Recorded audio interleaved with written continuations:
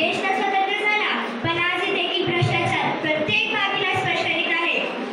सरकारी कार्यालयामध्ये काही लोक लाच घेतल्याशिवाय काम करतच नाही आणि जर लाच दिली नाही तर एका छोट्याशा कामासाठी नको तितके फेऱ्या मारावे लागतात. शैक्षणिक क्षेत्रात सुद्धा जगात भ्रष्टाचार होत आहे.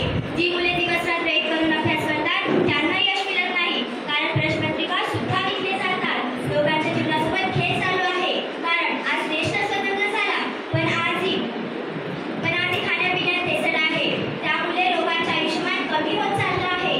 भारत हा शेतीप्रधान देश आहे आणि बघा तरी आपण दररोज टीव्ही, सोशल मीडिया आणि न्यूजपेपरमध्ये बघत असतो की किमान दररोज एक तरी शेतकरी आत्महत्या करतो आणि त्याचे मागचे कारण आहे शेतकरी मात्र दिवस रात्र शेतात मेहनत करतात आणि जेव्हा कर्ज काढून शेती करणाऱ्या शेतकऱ्याला भाव मिळत नाही आत्महत्या करतो.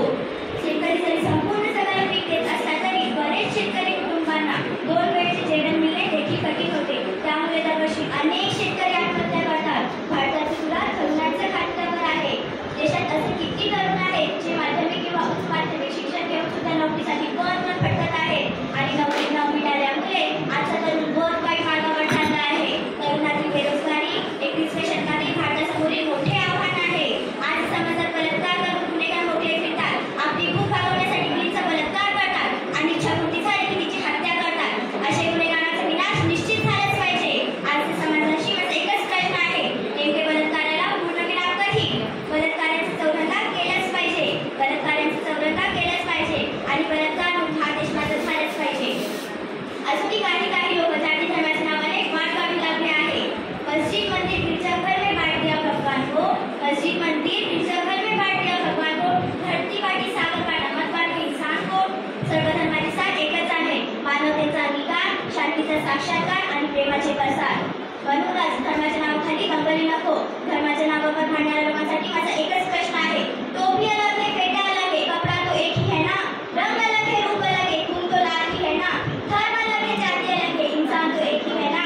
जर देशाला प्रत्येक क्षेत्रात प्रगती करायची असेल तर त्या देशाला एकनिष्ठ राहणे अतिशय गरजेचे आहे. मित्रांनो, जर आपल्याला आपल्या देशाची सेवा करायची असेल तर फक्त सैन्याचा करता येईल असं नाही. आपण देशाचे सर्व नियमांचे पालन करून आणि देशाचे एक जबाबदार नागरिक म्हणून सेवा करू शकतात. खऱ्या अर्थाने देशात तेव्हा स्वतंत्र होईल जेव्हा समाजातील न्याय प्रणाली कायम होईल, जेव्हा देश भ्रष्टाचार मुक्त होईल, देश तर तेव्हा स्वतंत्र होईल जेव्हा शेतकऱ्यांना त्यांच्या मेहनतीचा योग्य मोबदला आणि त्यांना कर्जापासून मुक्ती मिळेल. देश तर तेव्हा स्वतंत्र होईल जेव्हा तरुणांना बेरोजगारीतून मुक्ती मिळेल. देश तर तेव्हा स्वतंत्र होईल जेव्हा आपल्या मायलेकी बहिणांना समाजात सुरक्षित, स्वतंत्र आणि आदराचे स्थान मिळेल. जर आपल्याला खरोखरच आपला देश स्वतंत्र बनवायचा असेल तर समाजातील वाईट लोकांना, वाईट प्रवृत्तींना मागे टाकून माणुसकीवर व भारताच्या विकासावर लक्ष केंद्रित करायची जास्त